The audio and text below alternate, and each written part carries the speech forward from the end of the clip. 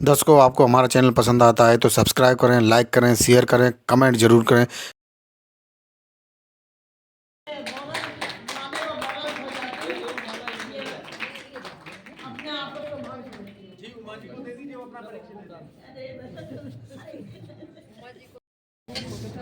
मैं all India radio singer and social worker and retired teacher and wife of jail superintendent retired, बहुत अच्छा, and retired and कवित्री भी।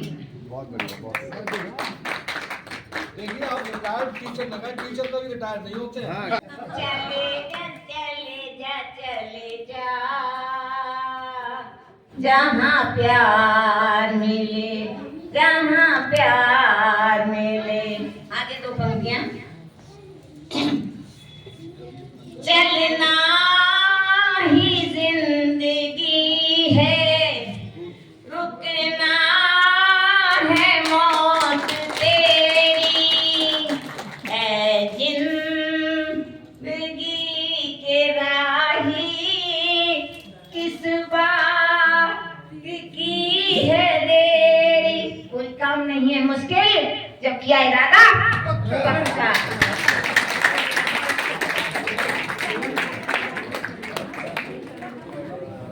जय भीम, नमो बुद्धाय। मेरा नाम सपना है, मैं एक ग्रेजुएशन स्टूडेंट। के नाते आपका फैसले बड़े आसान कौन लीजिए मेरे साथ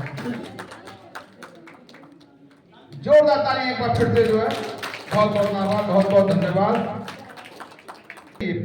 आज का हमारा उद्देश्य क्या है, इसको ब्रीफ करने के लिए मैं चाहूंगा कि हमारे माननीय अध्यक्ष महोदय यूं तो अध्यक्षता करेंगे, लास्ट में बोलेंगे, लेकिन कार्य को ब्रीफ करते हुए कि आज का उद्देश्य किस आशय से हम उन्होंने यहाँ इकट्ठा किया है, क्या हमारा उद्देश्य है, उसको थोड़ा ब्रीफ कर दें। आनंद जी, इंजीनियर साहब।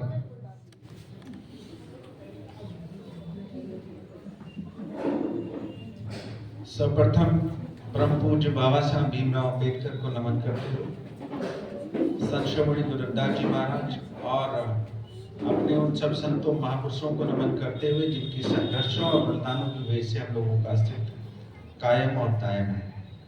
मित्रों और बहनों, बच्चों, देर से ही ये बहुत अच्छा कार्यक्रम यहाँ आप लोगों ने इनिशिएटिव लिया है और विषय है संविधान बचाओ महासम्मेलन।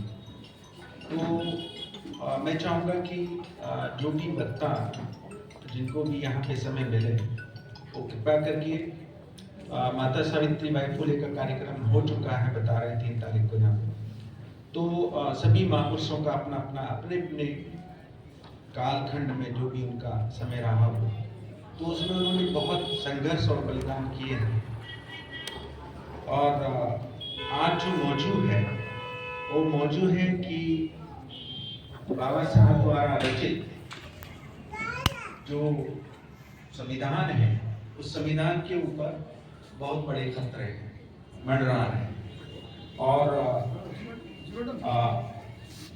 जो सत्ताधीश है लोग, जो तख्त में बैठे हुए लोग, वो इस एजेंडे के साथ इस देश के अंदर हुकूमत चला रहे हैं कि उन्हें इस देश के अंदर रामराज चलाना है। और रामराज केवल और केवल एक ही शर्त पे आ सकता है कि भारत का संविधान जो डॉक्टर अम्बेडकर ने लिखा है उसको हटाया जाए, उसको गड्ढे में डाला जाए। रामराज बिना मनुस्मृति को लागू किए नहीं आ सकता है।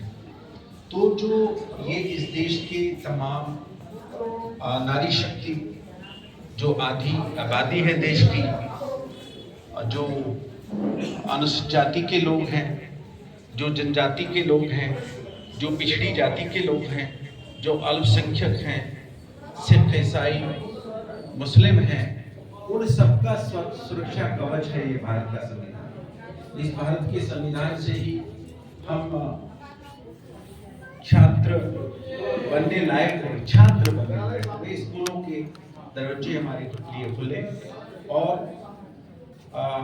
वजीफे हम लोगों को मिले। हम लोगों ने शिक्षा ग्रहण की। शिक्षा ग्रहण करने के बाद हम लोग ऊंचे ऊंचे पदों पे पहुंचे। चपरासी के पद से लेकर चीफ इंजीनियर के पद पे पहुंचे। नायब तहसीलदार के पद से लेके पटवारी के पद से लेके कलेक्टर तक के पदों पे पहुंचे, ग्राम प्रधान से लेकर के जिला पंचायत सदस्य, जिला पंचायत अध्यक्ष, सांसद, विधायक, मिनिस्टर, चीफ मिनिस्टर, गवर्नर और बहुत बड़े बड़े पदों पर, गृह मंत्री, उप प्रधानमंत्री, तमाम पदों पे, राष्ट्रपति, तमाम पदों पे पहुंचे। तो ये जो भारत का संविधान है, ये भारत का संविधान केवल और केवल अनुसूचित जातियों के लिए नहीं लिखा गया है। यहाँ मुझे परिचय के दौरान ये समझ में आया कि अल्पसंख्यक समाज की एक महिला यहाँ उपस्थित हुई और ज़्यादातर जो हमारे सेवानिवृत्त भाई यहाँ इकट्ठा हुए हैं, कुछ महिलाएं संख्या में अच्छी हैं, सम्मानजनक संख्या है उनकी, परंतु नौजवानों की संख्या जो नगण्य है।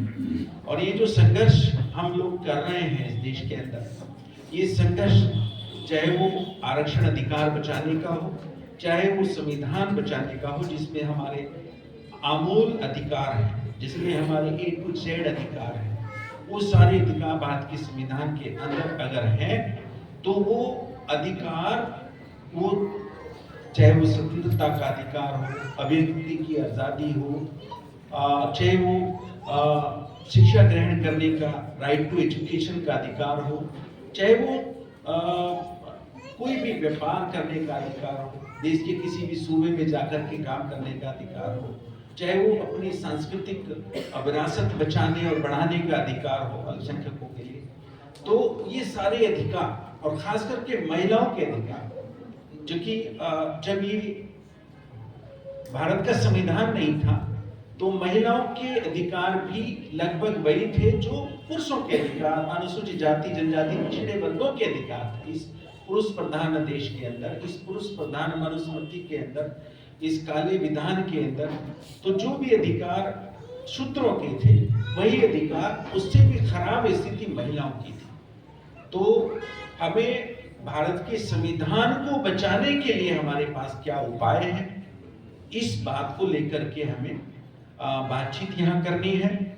हम लोग ज्यादातर लोगों को मैंने सुना यहाँ कहते हुए, आज विषय ये नहीं कि आप लोग कार्यक्रम में आते हैं कि नहीं आते हैं, आज विषय ये है कि इस विधान को, बाबा साहब के लिखे इस संविधान को, जो हमारा सुरक्षा कवच है, जिसके अंदर हमारे सारे अधिकार हैं, इसको कैसे बचाया जाएगा, इसको कैसे महफूज रखा जाएगा, विषय ये है। अगर इसे हम महफूज नहीं रख पाए तो यहाँ संघर्ष ही दो चीजों के बीच है, भारत के संविधान और मनुस्मृति के बीच का ये संघर्ष है। बहुसंख्यक समाज के लोगों को भारत का संविधान बचाना है, जिसने भारत के संविधान, जिस संविधान ने आपको स्वाभिमान दिया, सम्मान दिया, अधिकार दिया, आगे बढ़ने के रास्ते खोले और सभी समाजों को सुरक्षा का एक हथियार दिया, इक्वलिटी बिफोर लॉ हो या इक्वलिटी इन सोसाइटी हो, वो सारे अधिकार भारत के संविधान ने दिए। तो भारत के संविधान को इस देश की 94% जनता को बचाना है और 6% जनता इसके खिलाफ काम कर रही है। और उनके लीडर, चाहे वो मोदी सत्ता में रहते हुए हो, चाहे वो नागपुरिया ऐलान वहां से एजेंडा जारी होते हो, चाहे मोहन भागवत हो, वो सारे के सारे लोग नहीं चाहते कि भारत का संविधान इस देश के अंदर लागू रहे। तो अब ये संघर्ष किसके बीच हुआ कि जो 94% जनता है इस देश की, वो भारत के विधान से सुरक्षित है, या 6% जनता जो मनुस्मृति लाना चाहती है। और इससे बुरा क्या होगा, इससे खराब स्थिति क्या होगी कि भारत के संविधान की शपथ लेकर एक सूबे का मुख्यमंत्री सूबे की सत्ता को चला रहा है और उसकी टेबल पे मनुस्मृति रखी हुई है। इससे खराब स्थिति क्या होगी। तो ये हमारे ऊपर शर्म की बात है, जो तथाकथित रूप से अपने आप को अम्बेडकरवादी कहते हैं या अम्बेडकरवाद का लबादा ओढ़े हुए हैं और या फिर अंबेडकरवाद का आंदोलन चलाने की बात करते हैं, तो ये हमारे सबके ऊपर शर्म की बात है कि कैसे एक व्यक्ति मनुस्मृति अपने टेबल पे ला करके रख सकता है और कैसे संविधान से इतर कानून लगा करके अल्पसंख्यकों के घर गिरवा सकता है बुलडोजर से ला करके। ये तो अगर भारत का सुप्रीम कोर्ट ना होता तो अब तक बहराइच में और संभल में क्या कुछ नहीं हो गया होता, तो ये भारत की सुप्रीम कोर्ट ने रोका। परंतु भारत का सुप्रीम कोर्ट भी अपनी ड्यूटी मैं कहता हूं कि वो वक्त देकर न्याय देता है या अन्याय करता है। वो चंद्रचूड़ को बहुत क्रांतिकारी जज मान रहे थे, परंतु चंद्रचूड़ जाते जाते क्या कुछ कर गया, ये विश्लेषण अब हो रहे हैं। उससे पहले सुप्रीम कोर्ट के जजों ने क्या कुछ किया वो सब कुछ हो रहा है, परंतु फिर भी सुप्रीम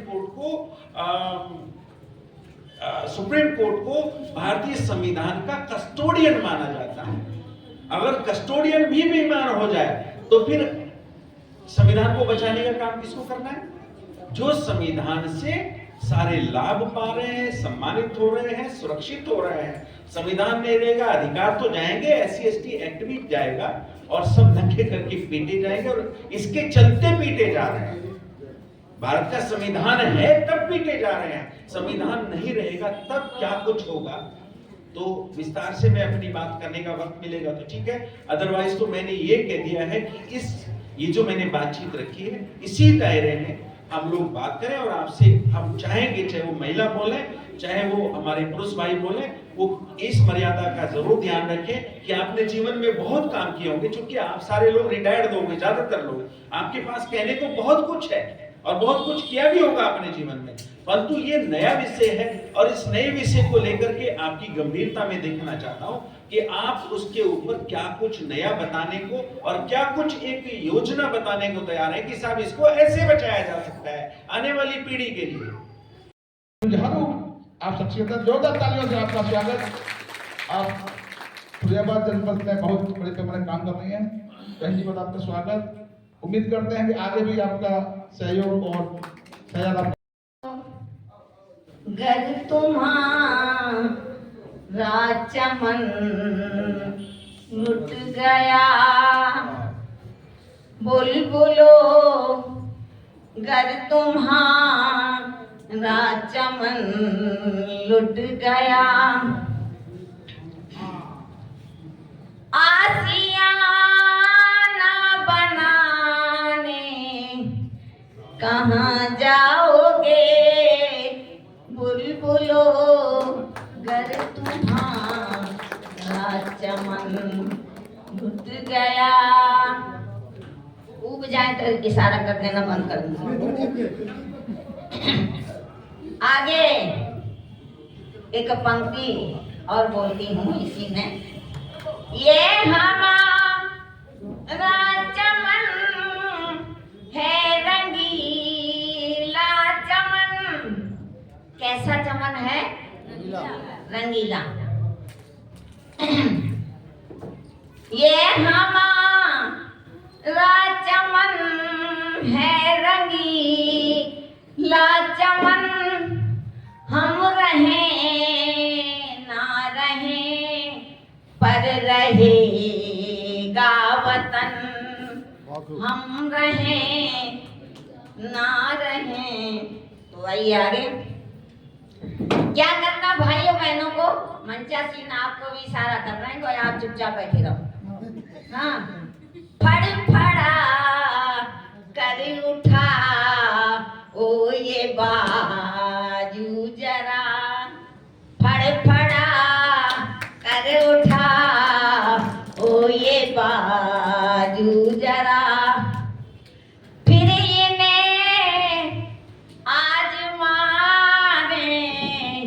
कहाँ जाओगे, बुलबुलो। आगे इसके लिए क्या?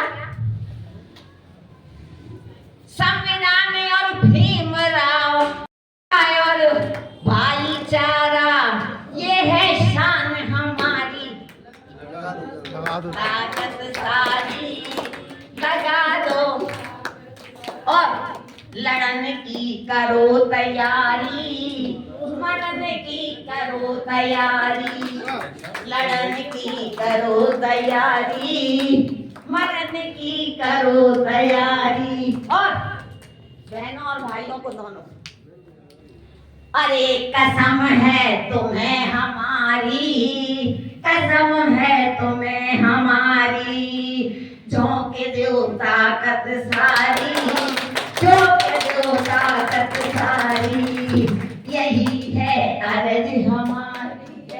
नमो बहुत बुद्धाय। बढ़िया, बहुत मैं चाहूँगा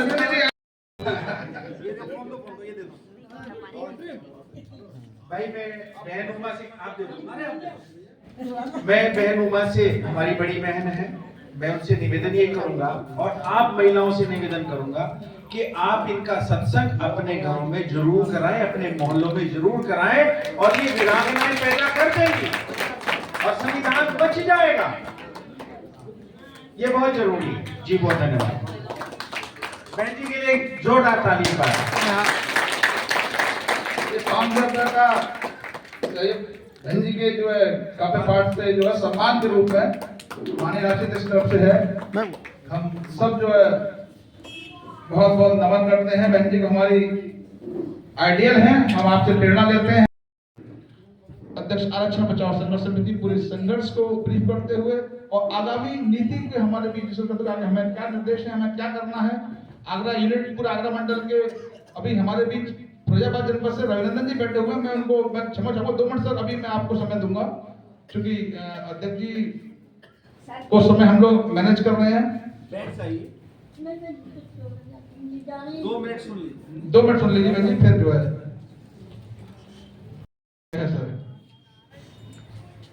सर आप सभी को जो मंचासीन हमारे मुख्य अतिथि जी हैं और हमारे वरिष्ठ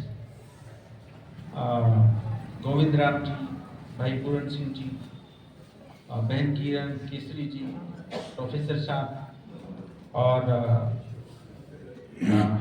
BM मिलिंद जी जो हमारे कस्टम से अधिकारी हैं, BP मिलिंद जी, और जो सभा के अंदर सभागार के अंदर हमारे सम्मानित साथी सभी बहुत संगठनों के वरिष्ठ लोग आए हुए हैं और विभागों से सेवानिवृत्त लोग हैं, युवाओं को भी जो युवा शामिल हुए हैं और खासकर हमारी बहनों को जो हमारी बड़ी बहनें हैं, छोटी बहनें हैं, हमारी बेटियां हैं, उन सबको भी इस बड़े सम्मेलन में मैं स्वागत करता हूं, धन्यवाद करता हूं। यहाँ बातचीत सुनने के लिए आप इकट्ठा हुए और खास करके बहन उमा को इस उम्र में, आपकी उम्र कितनी होगी बहन? 75 साल में उनका जो जोश है वो सराहनीय है और मैं चाहूंगा कि ये आगरा की धरोहर है। मुझे नहीं पता था कि इतना उनके अंदर जज्बा है और ऐसे कवि लोग बड़े बड़े आंदोलन खड़े कर देते हैं, तो इनका यहाँ भरपूर सहयोग लिया जाए। और मैंने तो निवेदन कर लिया है, आप मेरठ आप आएंगे, आपको किसी से आज्ञा तो नहीं लेनी पड़ेगी, आपने भी हाँ नहीं किया है क्योंकि आप लगता नहीं, आप तो आज्ञा देने वाली है, आपको किसी से आज्ञा क्या लेनी है? बाबा साहब से तो आशीर्वाद ले लीजिए। हाँ जी ठीक है, तो आप 12 तारीख को आइए, वहां के लोगों को भी प्रेरणा दीजिए। तो साथियों आज हम यहाँ बता रहे हैं, जैसा आपने 2 बार रिपीट किया कि विषयांतर हो गया है। देखिए साहब, मुझे जानकारी मिली थी कि 3 तारीख को यहाँ माता सावित्रीबाई फुले को लेकर एक बड़ा कार्यक्रम हो चुका, उसमें विस्तार से उनके ऊपर चर्चा हो चुकी। आज सिर्फ उनको पुनः स्मरण करने के लिए और माल्यार्पण करने के लिए, चूंकि जन्मदिन की खुशियां कई दिन तक चलती रहती हैं और महीना भर ये खुशियां चलती रहेंगी देश भर में, तो उस सिलसिले में आज उनको स्मरण किया जा रहा था। परंतु मुख्य मुद्दा भारत के संविधान का ही था, जिससे हमारा जीवन मरण, मान सम्मान अपमान सब कुछ जुड़ा हुआ है। वो है तो सब कुछ है और वो नहीं है अगर हमारे जीवन से भारत का संविधान माइनस कर दिया जाए, हटा दिया जाए, तो हमारे पास क्या बचेगा? जलालत भरी जिंदगी। क्या बचेगा हमारे पास? भारत का संविधान अगर हमारे जीवन से हट जाए, इस देश के SC उसकी बग्गी को घेरा गया, उसको नीचे उतारने की कोशिश की गई, परंतु पुलिस बल वहां पे आया और पुलिस बल ने उसको सुरक्षित उसका शादी का समारोह कराया। परंतु जब घोड़ी वाला बग्गी वाला उसको दूल्हे को उतार कर वापस लौटा तो उसकी घोड़ी को पीटा गया, उसकी पत्रकार है वो आर्टिकल हमारा सम्मान, हमारी महिलाओं का मान सम्मान, हमारी शिक्षा दीक्षा, हमारी नौकरी, हमारे पद प्रतिष्ठा, हमारी धन दौलत, हमारी स्वतंत्रता, हमारी समानता, हमारी बोलने की आजादी, पूजा की आजादी, कोई भी धर्म अपनाने की आजादी, ये सब आजादी हमें भारत का संविधान देता है। और ये हमें ही नहीं, इस देश के तमाम नागरिकों को ये देता है। ये देश का संविधान, भारत का संविधान केवल अनुसूचित जातियों के लिए नहीं लिखा गया, ये इस देश के बैकवर्ड समाज के लिए, इस देश के आदिवासियों के लिए, इस देश के अल्पसंख्यक मुस्लिमों, आदिवासियों, आपके ईसाइयों, सिखों, सब पारसियों के लिए, सबके लिए ये सुरक्षा कवच है। और सबसे बड़ी बात, इस देश की आधी आबादी के लिए ये सुरक्षा कवच है। रामायण के अंदर साफ लिखा गया है, भारत का संविधान लागू होने से पहले और आज तक मैं सुनता आया हूं, इस उम्र तक मैं सुन रहा हूं, अमृत काल में सुन रहा हूं, औरतों के लिए कितना अपमानजनक शब्दों का प्रयोग होता है कि पैर की जूती पैर में। देखिए कितनी महिलाओं ने इस बात को दोहराया। यानी इस युग में, अमृत काल में भी महिलाओं के लिए इतना अपमानजनक चीज कहा जा रहा है, जबकि बाबा साहब महिलाओं को इस संविधान के माध्यम से सन 1950 में, 1951 में ही महिला कोड बिल के माध्यम से वो सारे अधिकार दे देना चाहते थे जो पुरुष को प्राप्त थे। परंतु इन आरएसएस के लोगों ने बाबा साहब का विरोध किया और इस बात को कहकर के विरोध किया कि ये सभा जो पार्लियामेंट इस समय चल रही है, ये चुने हुए प्रतिनिधि नहीं है, ये मनोनीत प्रतिनिधि है और मनोनीत प्रतिनिधि संविधान में कोई संशोधन नहीं कर सकते। बाबा साहब चाहते थे, नेहरू भी चाहते थे कि ये बिल आना चाहिए, परंतु नेहरू को चुप होना पड़ा और बाबा साहब ने गुस्से में आकर सारे देश को यह बताने के लिए कि मैं महिलाओं के हकों के लिए कोई भी बड़ी से बड़ी कुर्बानी दे सकता हूं। केवल उन्होंने दलितों, आदिवासियों, पिछड़ों के लिए कुर्बानियां नहीं दी, उन्होंने महिलाओं के लिए इनसे बड़ी कुर्बानी दी।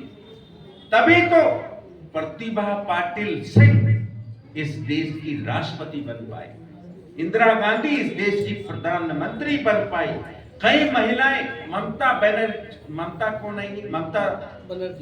बनर्जी है ना, ममता बनर्जी, मायावती जैसे लोग, वसुंधरा राजे जैसे लोग, महिला लोग सूबों की मुख्यमंत्री बन पाई है। और प्रतिभा पाटिल सिंह ने बाबा साहब के सम्मान में ये कहा था कि मैं ऋणी हूं बाबा साहब भीमराव अंबेडकर की। अगर बाबा साहब भीमराव अंबेडकर ने भारत के अंदर ये संविधान ना दिया होता तो मैं Pratibha Patil Singh republic of India, Bharat गणतंत्र की, भारत देश की राष्ट्रपति नहीं बनी होती। प्रतिभा पाटिल सिंह के सम्मान में जोरदार तालियां।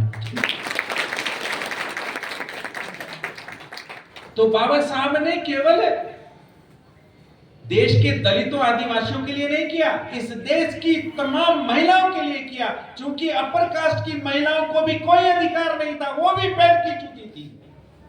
आज वो कुछ भी कहें, बाबा साहब का ऋण माने ना माने, बाबा साहब का ऋण उतारे ना उतारे, परंतु अपर कास्ट की महिलाएं भी आप महिलाओं की तरह उनकी ऋणी हैं, शूद्रों की तरह उनकी ऋणी हैं। चूंकि तुलसी की रामायण में तो साफ साफ लिखा हुआ है, चेंज भी नहीं हुआ है। चूंकि उनके धर्म, बाबा साहब का संविधान संशोधित हो सकता है, परंतु उनके धर्म ग्रंथ संशोधित नहीं हो सकते।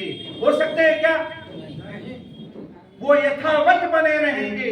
अब सनातन का नारा लगा हुआ है तो सनातन है।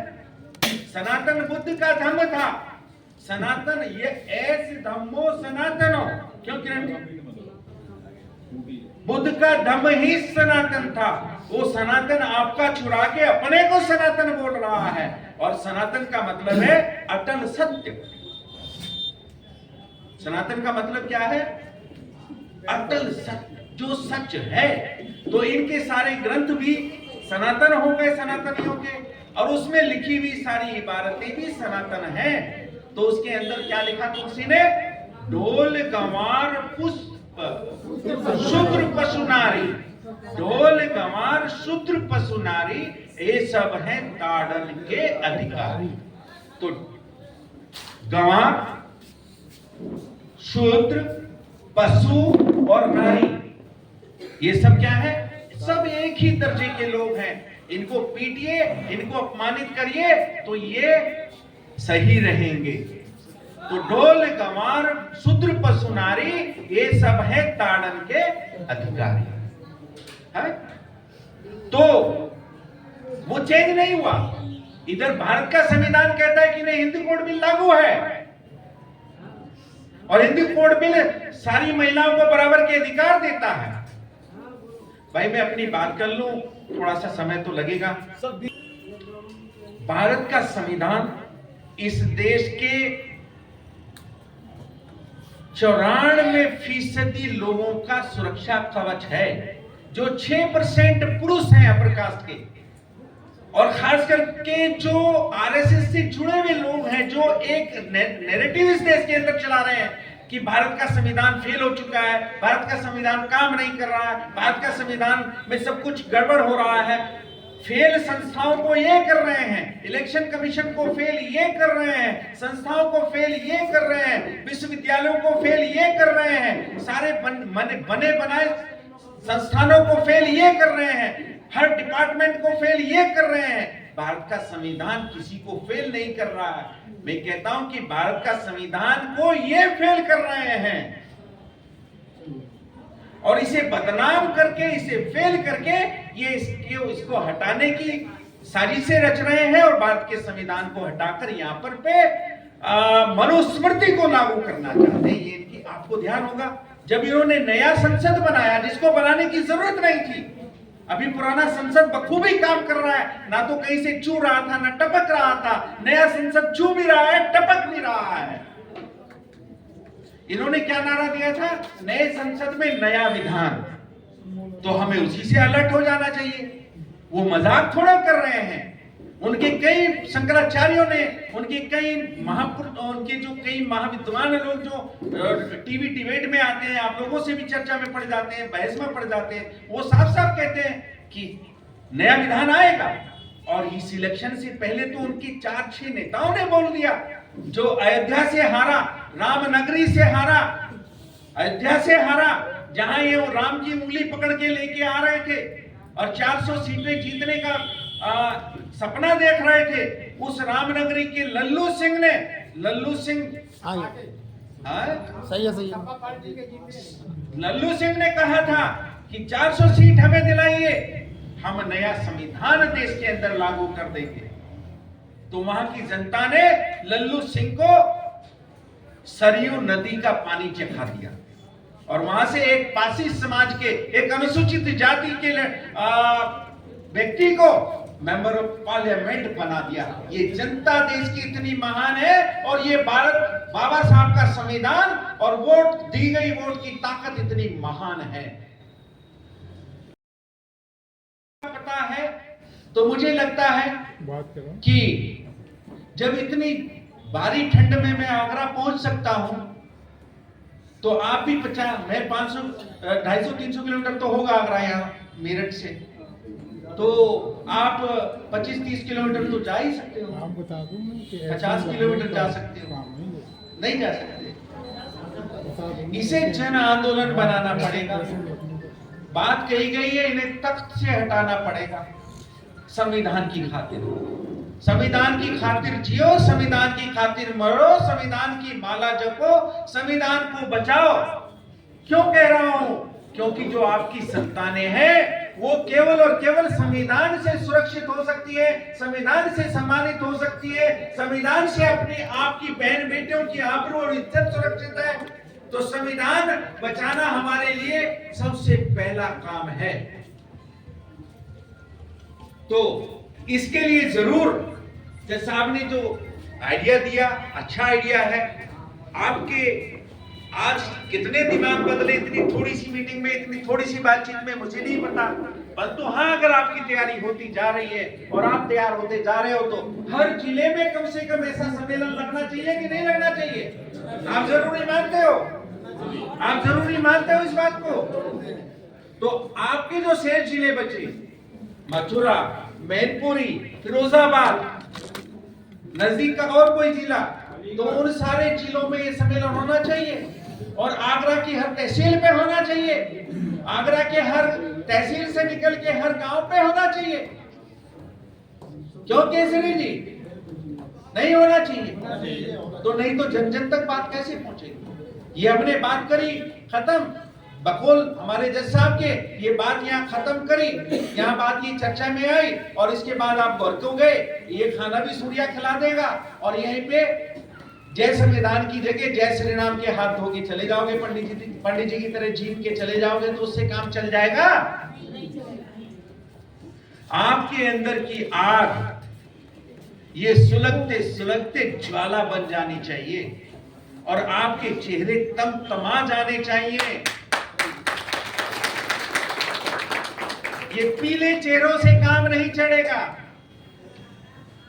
ये मुरझाए चेहरों से काम नहीं चलेगा, ये बुझे दीपकों से रोशनी नहीं होगी, ज्वाला भड़कनी होगी, चेहरों में दमकनी होगी, दुश्मन आपसे डर जाएगा। और जो सर ने बताया ना,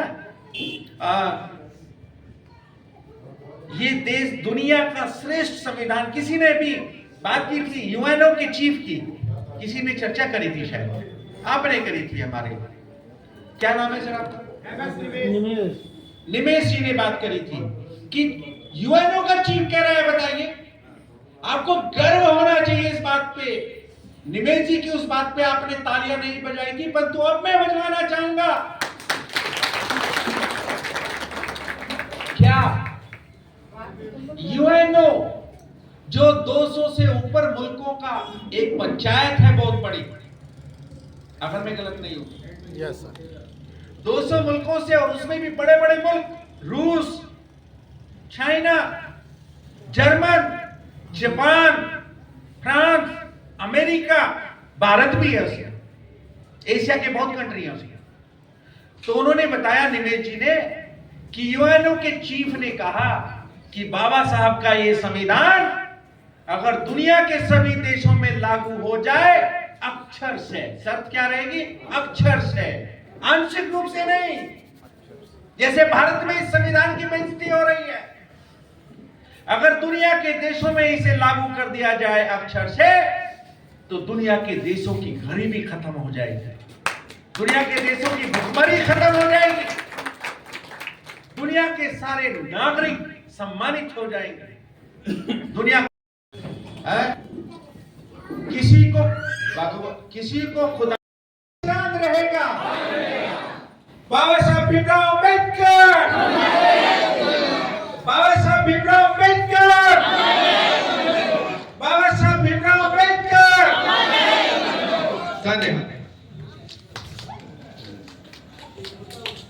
जोरदार तालियों से इंजीनियर आरपी सिंह जी ने बता दिया, और उन्होंने एक प्रैक्टिकल बातें भी बताई, और उन्होंने ये भी बताया कि इसको कैसे हमें एक्शन लाना है।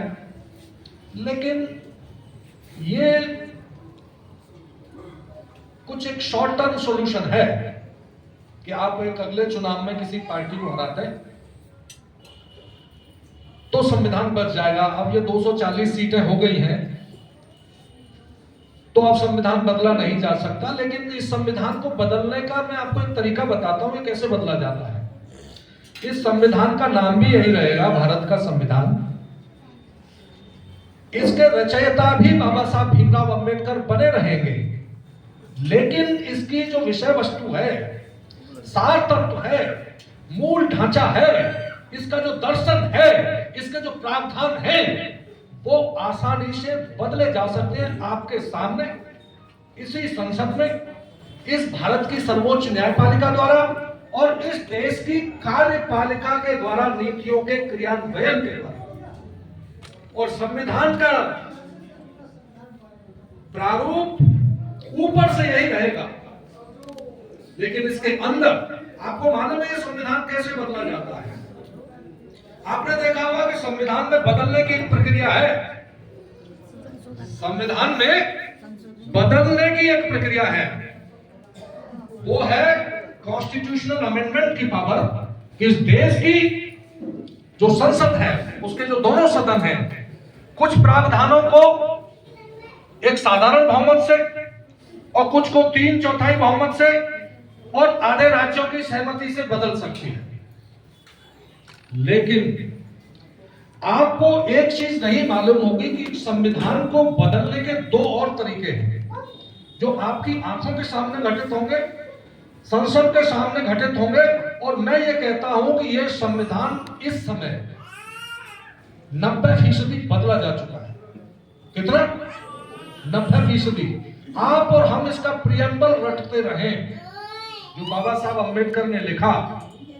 अब देखिए ये कैसे बदला जाता है, मैं आपको सूक्ष्म में बताऊंगा कि अभी सुप्रीम कोर्ट का कुछ दिनों पहले एक जजमेंट आया था। हमारे जज साहब हैं कि हाँ, तो हमारे जो संविधान में जो आपने पार्ट 3 में पढ़ा होगा, फंडामेंटल राइट्स, मौलिक अधिकार, एक जो चौथा भाग है हमारे संविधान का, वो है directive principles of state policy.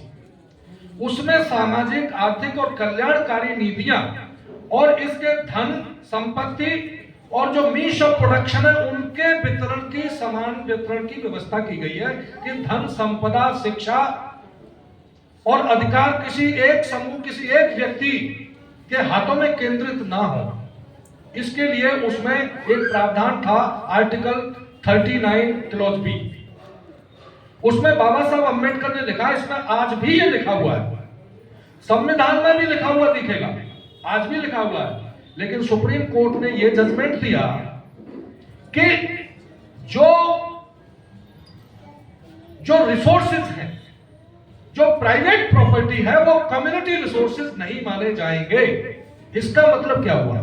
इसका मतलब यह हुआ कि जो संविधान में बाबा साहब ने लिखा कि हमारी Samajwadi parliamentary form of government होगी, यानी कि आपकी संसद और आपका संविधान या सरकार अब जो प्राइवेट प्रॉपर्टी है, जिन पर हजार, 10,000, 1 लाख हेक्टेयर भूमि है यहां इस देश में,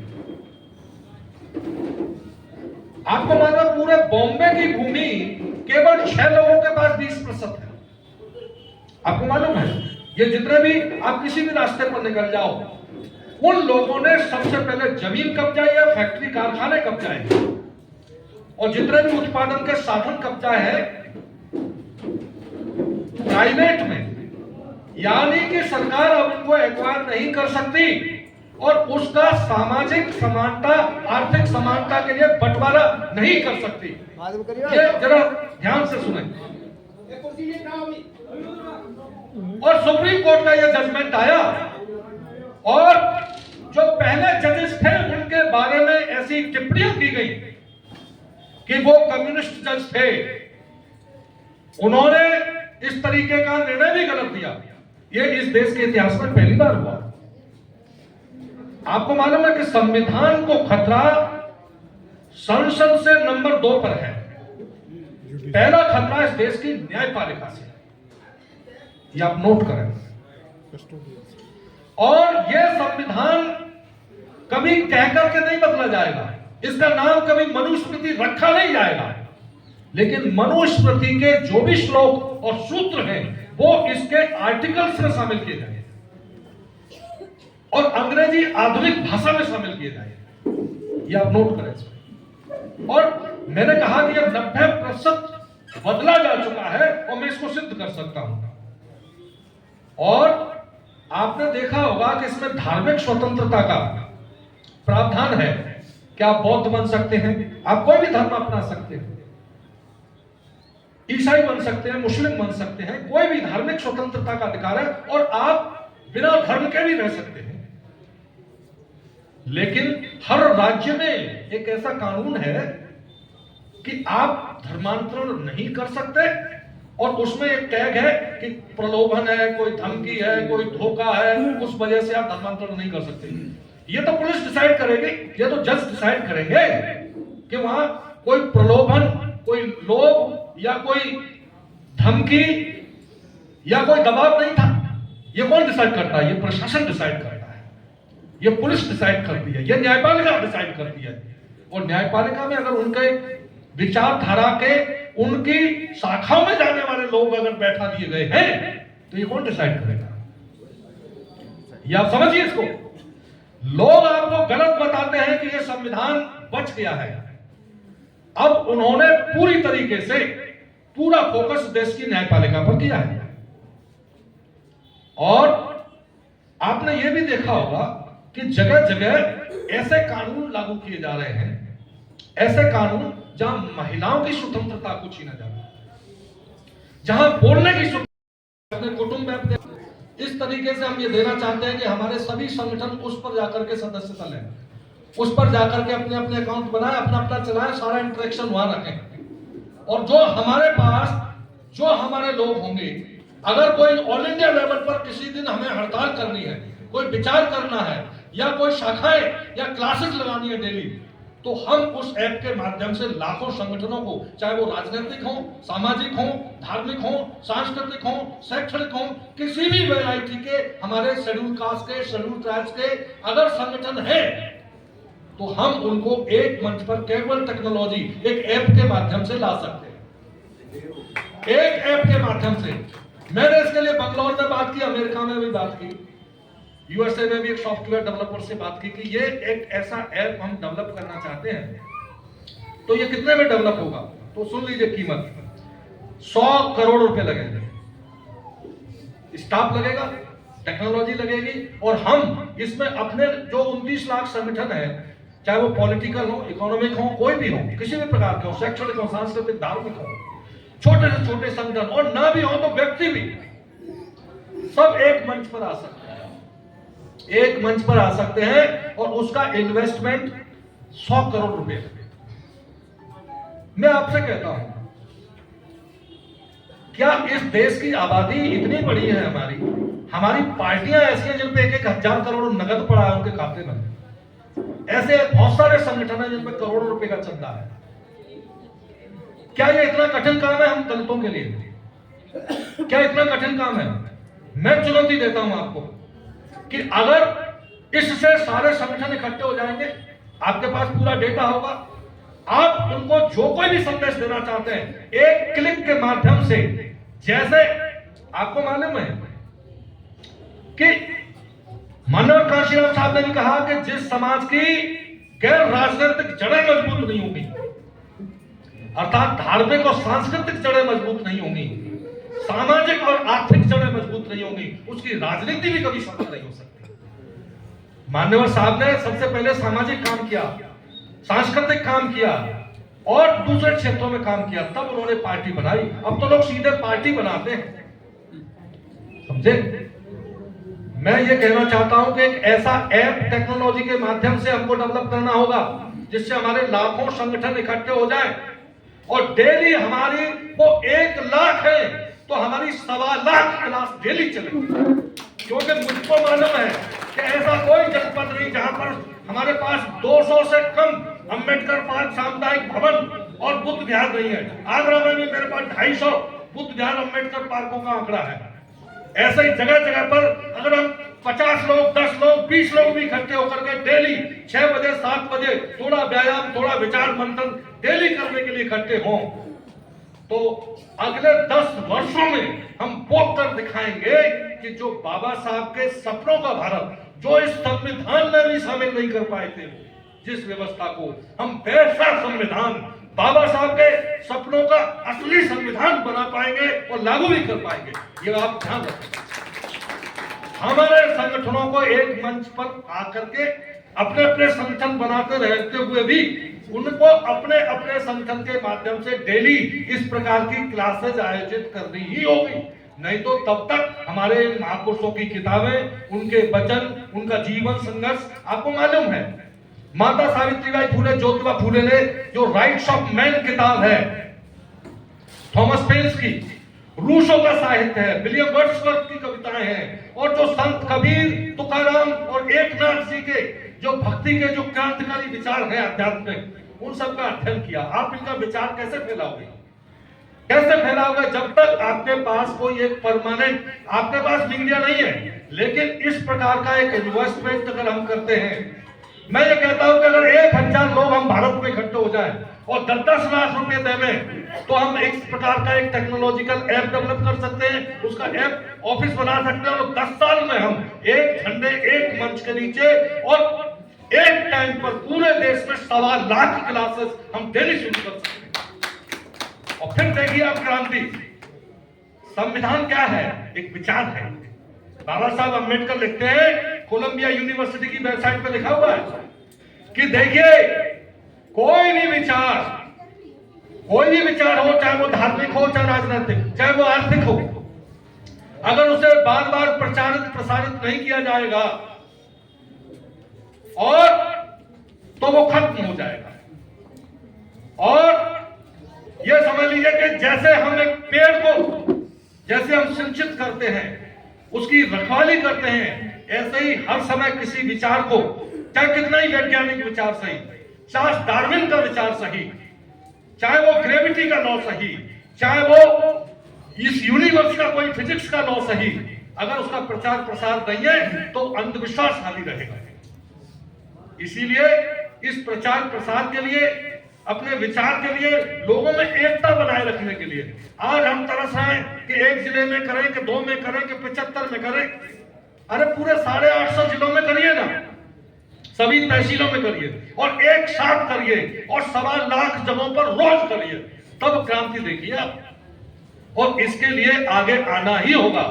मैं कह रहा हूं आज कि 1000 लोग अगर भारत में ऐसे इकट्ठे हो जाएं जो इस विचार के हों कि भाई सारे संगठन, सारे लोग जो अलग अलग फैल करके काम कर रहे हैं, वो एक मंच पर टेक्नोलॉजी के, वो अपना अपना अस्तित्व बनाए रखें, लेकिन हमको एक विचार के लेवल पर यूनाइट होना ही पड़ेगा। और इसके लिए हम एक ऐप के, एक टेक्नोलॉजी के द्वारा, वेबसाइट के द्वारा, ऐप के द्वारा, और जो जितने भी जो डिजिटल टेक्नोलॉजी है, आर्टिफिशियल इंटेलिजेंस की आज हमारे पास है, उससे हम जुड़ सकते हैं। 1000 लोग इकट्ठे हो जाए, 10-10 लाख रुपए भी इकट्ठे करें, सबसे पहला कंट्रीब्यूशन 10 लाख मैं दूंगा उसको। क्या हमारे देश में इतने IAS हैं? दर्शकों, आज की न्यूज़ आपको पसंद आए तो लाइक करें, शेयर करें, कमेंट करें, सब्सक्राइब जरूर करें, जिससे कि हमारा चैनल आगे बढ़ सके और हम अपने देश और देशवासियों की सेवा कर सकें।